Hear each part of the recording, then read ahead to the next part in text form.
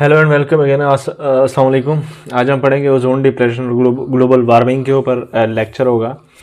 Ozone depression देखिए नाम से ही ज़ाहिर है, ओजोन डिप्रेशन यानी ओजोन का ये एक किस्म का डैमेज होना।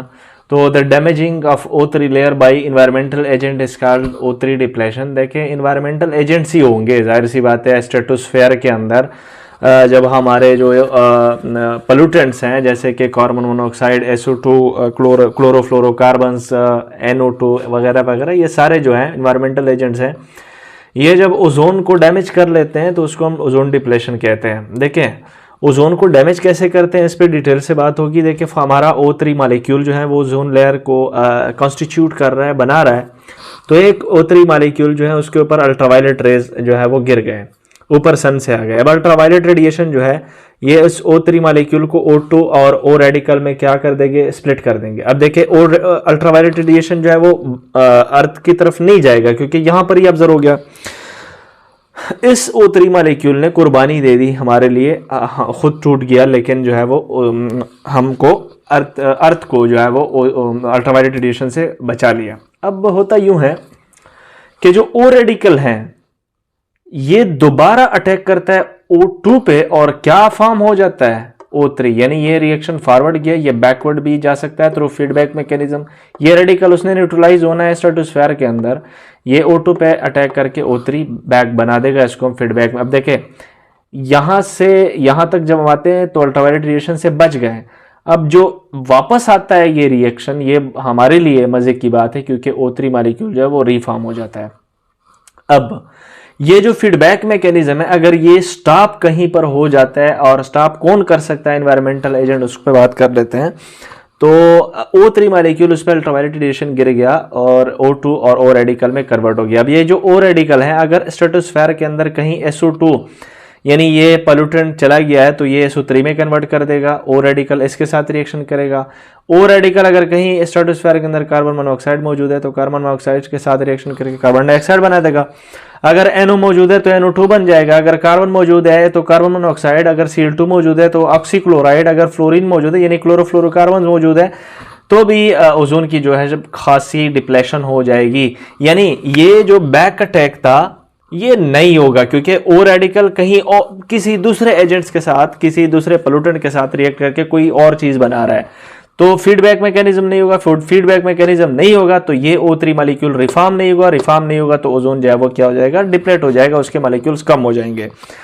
अब यहां पर मैंने ये पूरी बात यह समझाई हुई। If there is a pollutant in the stratosphere then the feedback में कहते हैं, जाहिर सी बात है पोल्यूटेंट अगर स्ट्रेटोस्फेयर के अंदर होंगे तो फीडबैक मैकेनिज्म O3 का क्या हो जाएगा, डिस्टर्ब हो जाएगा, एंड दस the O3 will be depleted. यहां पर मैंने समझा दिया। ग्लोबल वार्मिंग पे बात करते हैं। ग्लोबल वार्मिंग यानी एवरेज टेम्परेचर जो है, ग्लोबल वार्मिंग गर्म होना।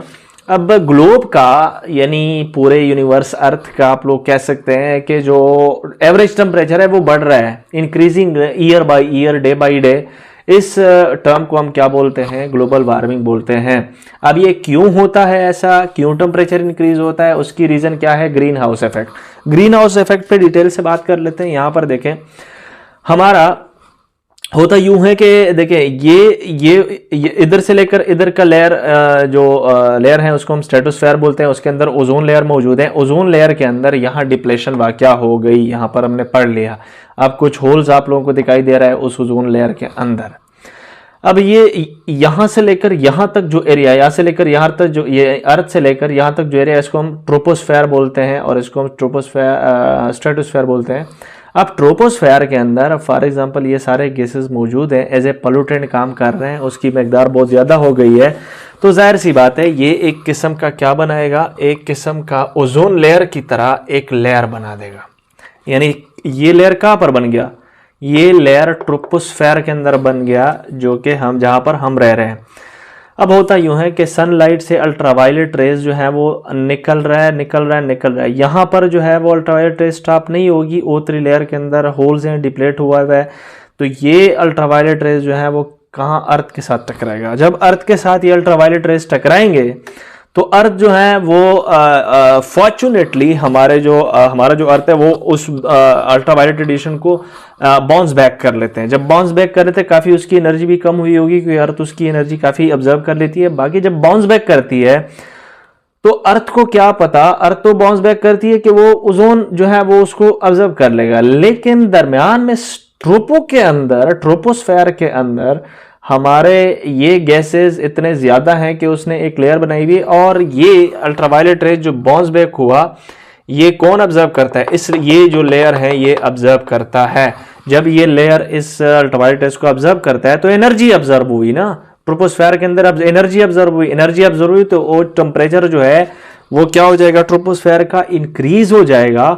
और इस इंक्रीज इन टेम्परेचर को हम क्या बोलते हैं, ग्लोबल वार्मिंग। और ये जो पूरा फिनोमेना है जो इन गैसेस ने ये अल्ट्रावायलेट रेडिएशन को ऑब्जर्व कर लिया और टेम्परेचर जो है वो बढ़ा दिया ग्लोब का, उसको हम क्या बोलते हैं, ग्रीन हाउस इफेक्ट। अब देखिए इन गैसेस को हम क्या बोलते हैं, ग्रीन हाउस गैसेस, या फिर इस लेयर को हम ग्रीन हाउस लेयर बोलते हैं। ग्रीन का वर्ड यहाँ पर इसलिए यूज हुआ है, देखिए हमारे पास जो प्लांट है, प्लांट क्या करते हैं, प्लांट सन से जो रेडिएशन है वो क्या करते हैं, ऑब्जर्व करते हैं।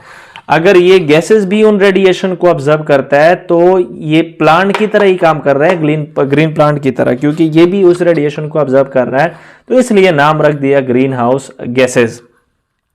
और इस इफेक्ट को हम क्या बोलते हैं, फिर से एक शॉर्ट टर्म में रिपीट कर रहा हूं, सन से लाइट आई अर्थ की तरफ क्योंकि ओजोन डिप्लेट हो गया था।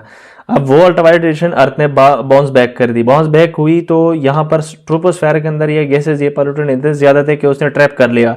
वो ट्रैप कर लिया तो एवरेज एनर्जी इंक्रीज हो गई, एवरेज एनर्जी इंक्रीज हुई, टेम्परेचर इंक्रीज हुआ, उसको हम क्या बोलते हैं, ग्लोबल वार्मिंग। और ग्लोबल वार्मिंग इस ग्रीन हाउस गैसेस की वजह से हुआ क्योंकि इसने ट्रैप कर ली लाइट। इस इफेक्ट को हम क्या बोलते हैं, ग्रीन हाउस इफेक्ट बोलते हैं। Thank you.